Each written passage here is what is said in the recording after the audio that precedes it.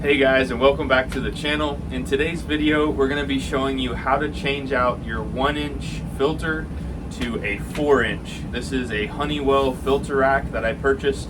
I'll have a link for this in the video description. But as you can see, we have much more surface area and we're going to have longer run times between changing our filters. These are kind of rated as a 6-month, even maybe a bit longer depending on how the conditions in your home are. But this is going to prevent you from having to change your filter out as often as you would with a 1-inch. So as you can see, we've got this set up right here. I'll show you a close-up in just a second, but it's a real pain to change out the filter. It doesn't fit in this hole properly. You have to slide this thing up and reach in there. Whereas this filter rack simply has a magnet right here. You take the front cover off, you slide your filter out, slide it back in, and you slip your cover back on with the magnet, and that's it. All right, so here's my filter setup. As you can see, it's a royal pain. They just have that metal piece that slides in. My furnace is still on right now. So I'm gonna show you how difficult this is to replace. You have to bend the filter to get it out, which is just kind of a real hassle. So we're going to eliminate this altogether. So our filter rack is basically going to slide in right here. We're going to take all of this whole section out first. Then we're going to make our connection, make sure it's sealed to the furnace and the opening jives with the furnace. And then we're going to build our transition that will come over and up to the existing ductwork. So let's go ahead and get started and get this piece taken out. Now this is a pretty standard setup here in Salt Lake City, Utah. If you have a horizontal furnace, the same thing applies. You might have to get a squared around if you have flex duct that attaches on your furnace, but you can get a 16 by 25 square to round 14-inch or 16-inch flex duct. So if you need help with any of that, make sure and check us out on patreon.com/DIY HVAC Guy, and we can walk you through how to replace your filter rack. All right, so I'm going to take you inside here. So as you can see, we just have a few zip screws that are holding this plenum to the furnace here. There's some on the bottom, so we're going to remove all of these zip screws and get it to where this bottom piece is free from the furnace.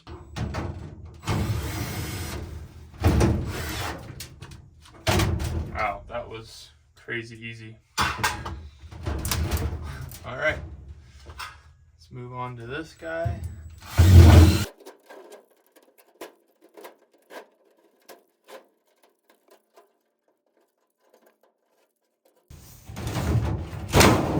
There we go. So we're gonna slide this whole thing on out. Beautiful. So basically what we're going to do here is we're going to open up this. We can open this up clear to this little notch right here. We can make it a 16 by 25.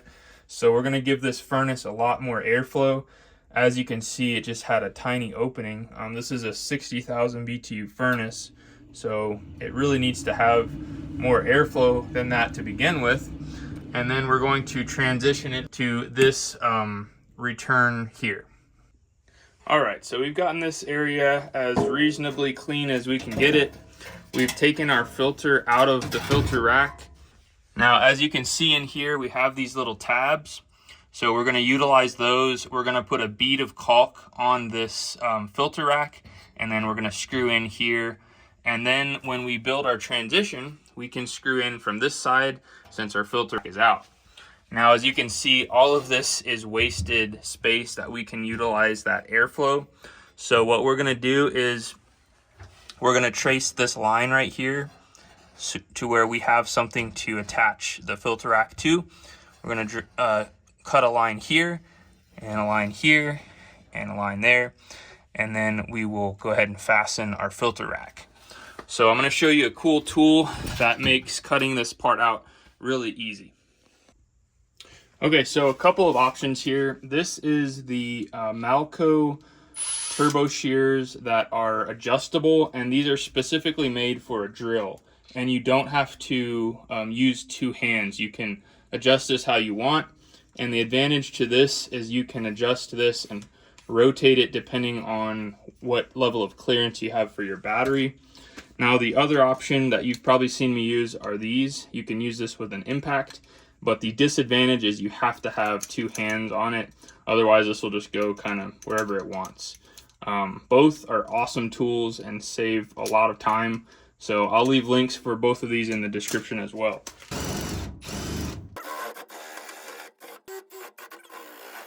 All right, so we got our clear caulking. You can pretty much use any type of caulking here.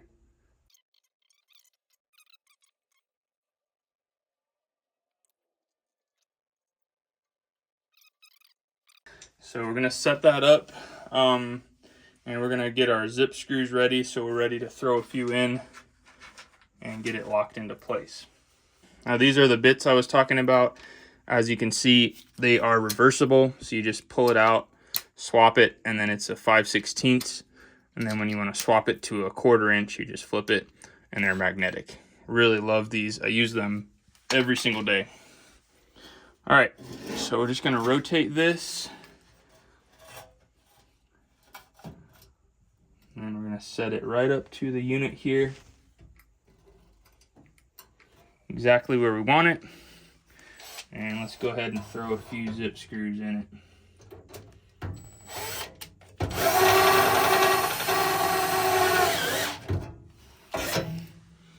So we got our filter rack set up. Look at all that airflow.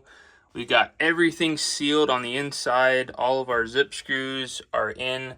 Really nice and easy with these built-in holes on the filter rack, because this is pretty thick gauge. I tried to use a few zip screws in some of the front spots where there was a little gap, and it was pretty hard. So you can do it, but probably use a self-tapper if you're gonna go and put some in where there isn't holes. So then we went ahead and we caulked all of this seam, made sure that everything else is sealed, so that portion is completely sealed to the furnace. Let's move on now to building our box that will go up and over to our return here. Okay, so from this point, we have two options. We could totally build a transition with a roll of sheet metal, but that would take some time. It will save you money. You can get a roll of sheet metal for about 30 bucks and build this transition. And if yours is set up like mine, you could actually take some of this old ductwork and you could bring it down to maybe here, so you only have to build this transition. But I'm gonna show you what I opted to do. Since this is a 16x20 filter rack, as you can see, it's 20 inches from end to end. I actually picked up a 20x10 piece of rectangular duct. All right, so this is our rectangular duct. It's 16x20 and it comes in two pieces. And you can get this online in a smaller section, but as you can see, this just slips together, and then you have a 100% done piece of ductwork. So I'm going to cut the length that I need while it's in two pieces, and then I'm going to assemble it. And then basically what we're going to have is a cap on the bottom, and then we're going to open up the same dimensions of our filter box, and that will be our inlet. So then we can just fasten it to it and then build our transition from here to the return.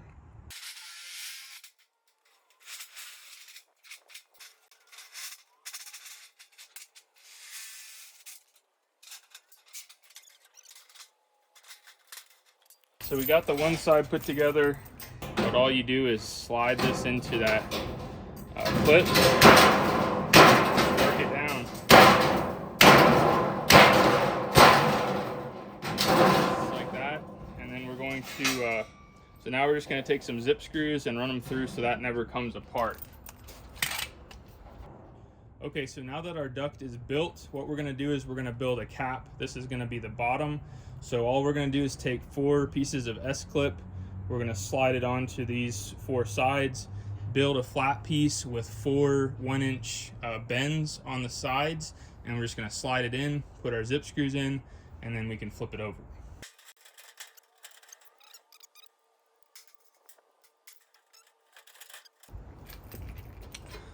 All right, so now all we're gonna do is we're gonna start on one corner, make sure that our S-cleat is accepting the end that we're trying to feed in.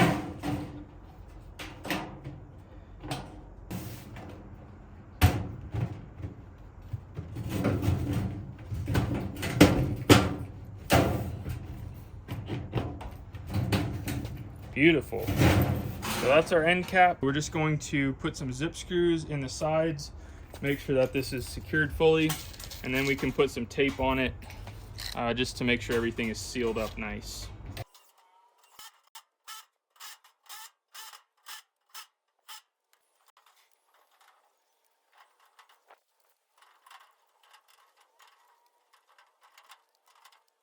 All right, so all of our tape is squeegeed out, so we're good to go there.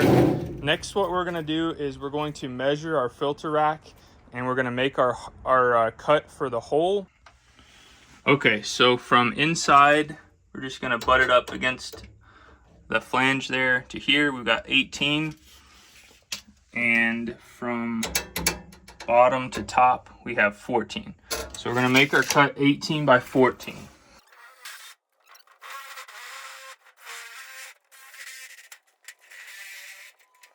And there you have it. So we got our box ready to go. All right, so we got our 3 pieces of S-clip on. There's a reason we're leaving that one off. So let's go ahead and get this set next to our furnace. We're gonna go ahead and caulk this and attach it to our filter box, and then we'll build our transition, and then we'll be done. Come on out, buddy. Oh, there's a filter. All right, guys, so if you look inside here, everything fits perfectly. So we're going to run our screws in through these holes, and it's gonna grab right onto the sheet metal. So we're just gonna put a big fat bead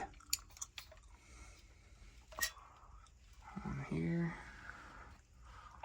I cannot do this with one hand. I'm gonna come back when I got this all done. All right, so all of our caulking is on there. We're just going to line this up and just squish it in place. All right, so now we're just gonna use a shorty bit, and we're just gonna go right here, fasten it into this new piece, and then we'll show you what we got after. All right, guys, so we've got this sealed up. We put a bead of caulk there, like on the other side. All of our zip screws came straight in, really nice, nice and sealed all the way around.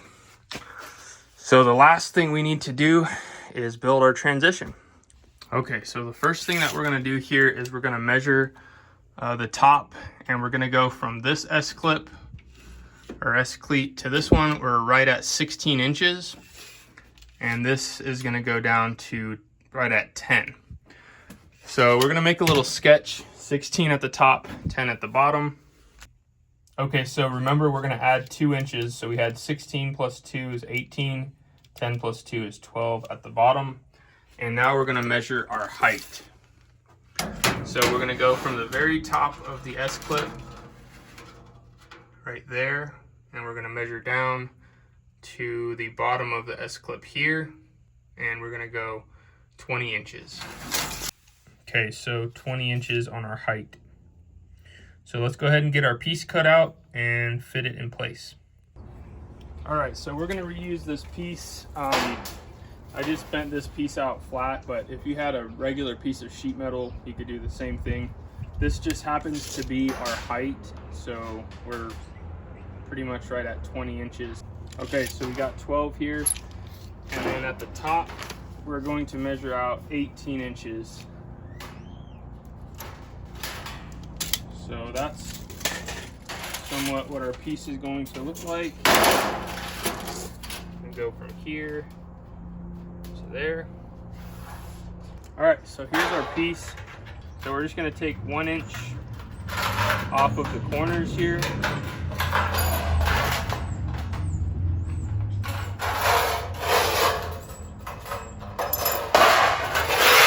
Do the same with the top.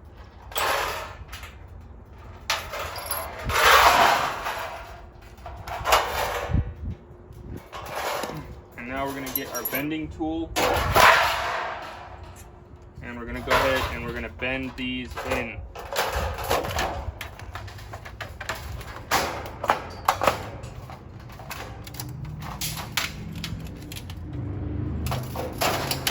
Just like that. Same thing on the other side.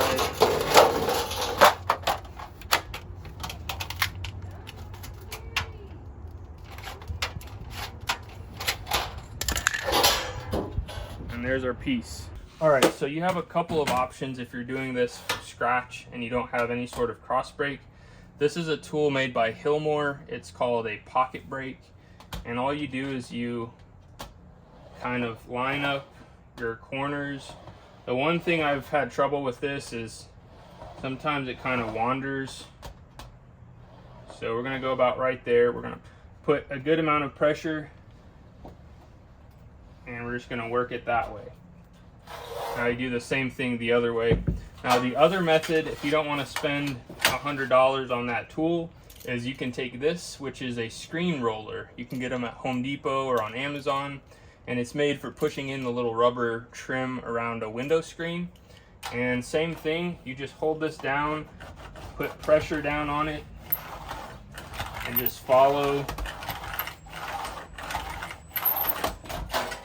And you can just get a cross brake like that as well.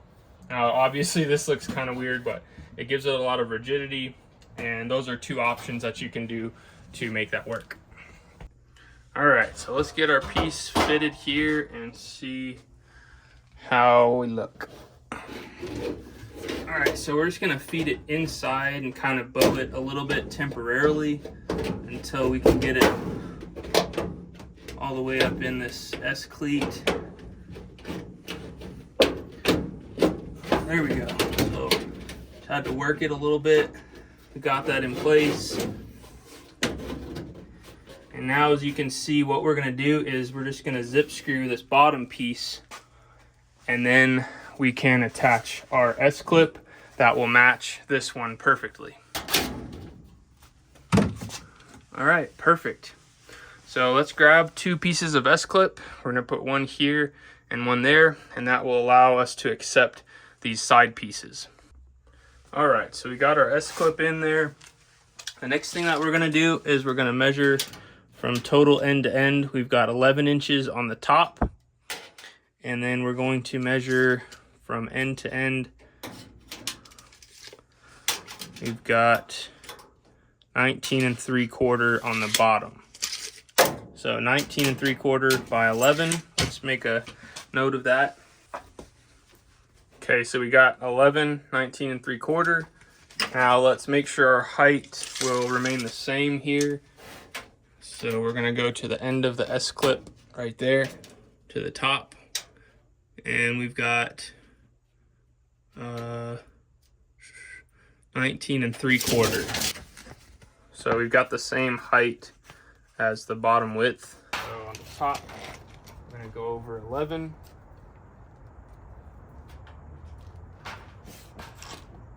$19 3/4.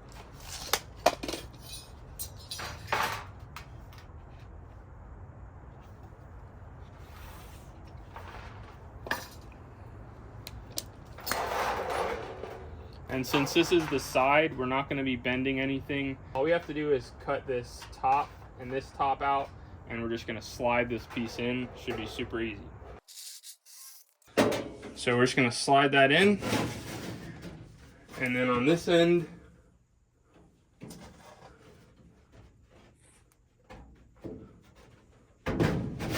same thing. And we're just going to slide it all the way in.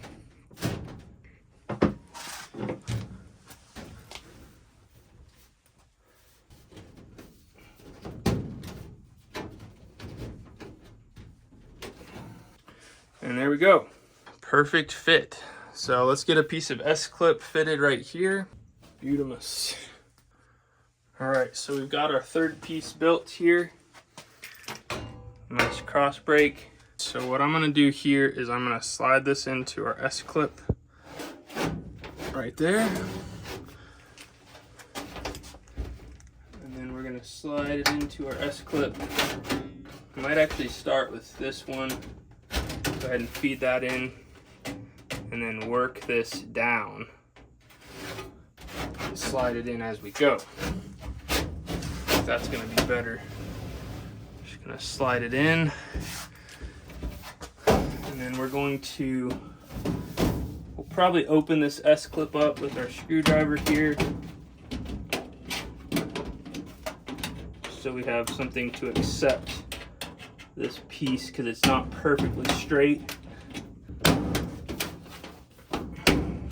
There we go. Okay. Slipped in. Perfect. Beautiful. Look at that. Really awesome. So let's get our S-clip put on our front here, and then we'll be on the last piece on the home stretch. All right, so before we put our last piece in with our beautiful cross break, we are going to put in Pookie on our seams. Now, this is the brand here. I'll leave a link to this in the video description. But basically all we're doing here is we're filling in any gaps in the corners, things that we cannot access from the outside. There's no S-clip here on the bottom, so we're gonna put some Pookie there. And this is just gonna ensure that everything is nice and sealed, that all of the air that's going through here is getting filtered. So we're gonna go through and we're gonna do all the seams here. Now this is great because you don't have to be a master metal worker to have a good sealed system. If you have some gaps where your cuts were not perfectly accurate, this will hide all of that. So don't worry about making it perfect. This will cover up a lot of imperfections and seal everything up real nice.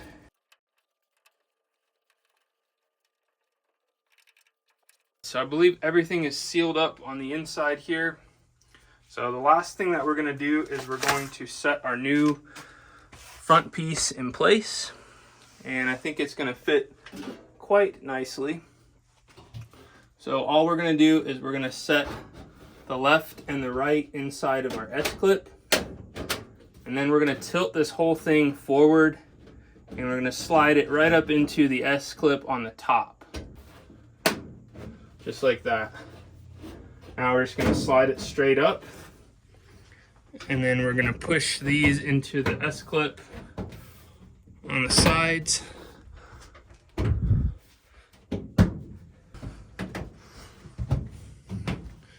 Just like that. Beautiful fit. We're going to run 3 zip screws in here, a few on the top. Since this isn't a coil and it never will have to be removed, I'm going to put 2 strips of tape here and 2 across there, and then we will be ready to slide our filter in and start this bad boy up.